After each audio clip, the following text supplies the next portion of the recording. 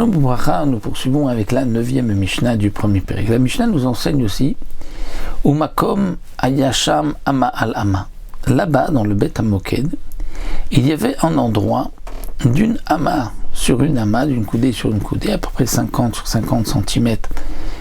Donc une ama, c'est-à-dire qu'il y avait un trou dans le sol, et il y avait une dalle, Vetavla Shel Shaish, donc une dalle qui était en marbre, qui recouvrait donc ce trou. Vetaba Taïta Kouaba, il y avait un anneau qui était fixé dans la partie donc du côté extérieur pour pouvoir lever cette dalle, pour la soulever, parce que il y avait une chalchelet, c'est-à-dire qu'il y avait une chaîne du bas de la dalle, de laquelle suspendées étaient attachées les clés de la Hazara, et donc on faisait descendre les clés dans ce trou-là la nuit.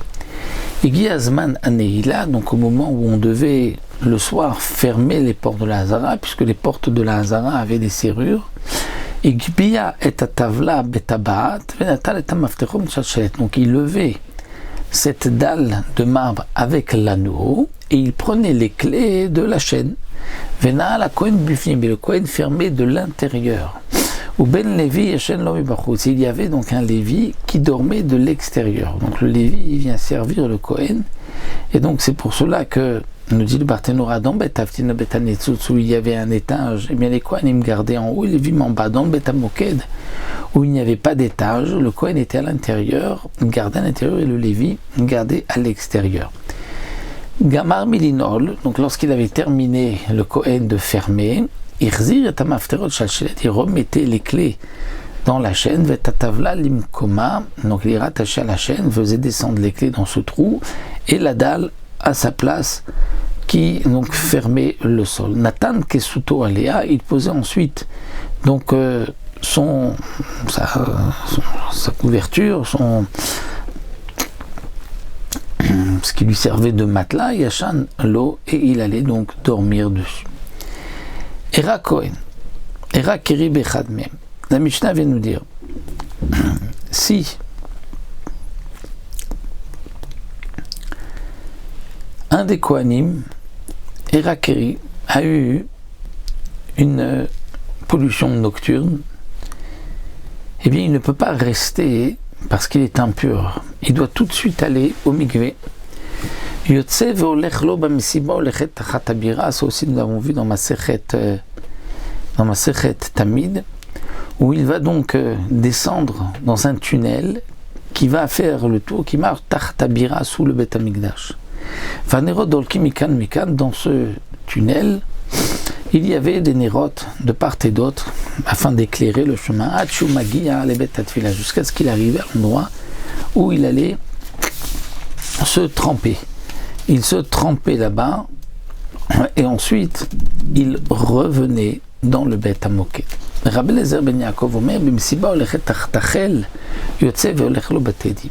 Pour Rabbi Eliezer ben Yaakov, une fois que le Kohen s'était trempé au mikvé, il ne revenait pas dans le Bet Hamoked, il continuait dans un tunnel qui l'amenait donc sous le Chel, et il sortait par la porte du Rabaït, qui était donc la porte de Tadi, comme nous avons vu. C'est par cette porte-là, nous dit Rabbi Eliezer ben Yaakov, que l'homme impur devait sortir. Mais, nous dit le Barthénora, la halakha n'est pas comme Rabbi Eliezer ben Yaakov, mais comme nous l'avons vu dans ma Sechet Tamid, qu'il revenait dans le Bet Hamoked jusqu'à ce que les portes étaient ouvertes le matin, et à ce moment-là, il sortait. Alors c'est vrai, nous dit le Barthénora, c'est que l'homme qui est impur, même s'il a été au mikvé, il a un statut de Tvulium, donc il ne peut pas rentrer dans la Ezrat Nashim qui considère Kol Machane Leviya. Donc comment se fait-il qu'on le laissait jusqu'au matin? Eh bien c'est une koula, parce que c'est une interdiction de la Midei Rabbanan, étant donné qu'il était impur de l'intérieur, c'est-à-dire qu'il dormait là-bas et il est devenu impur, donc on ne l'obligeait pas en pleine nuit à sortir, on le laissait effectivement jusqu'au matin, puisque ce n'était une impureté que Midei Rabbanan, puisqu'il n'était pas encore dans le Machane Shrina, du côté de la pas dans la Hazara, mais dans les Zrat Nashim, bah, donc c'était un statut donc un peu inférieur, et donc c'est pour cela que, comme c'est interdit comme des Rabbanan, on lui laissait jusqu'au matin pour repartir. Donc voici pour notre premier pérec de Masechet Midot. On se retrouvera Bezrat Hashem pour d'autres descriptions du Beth Amikdash.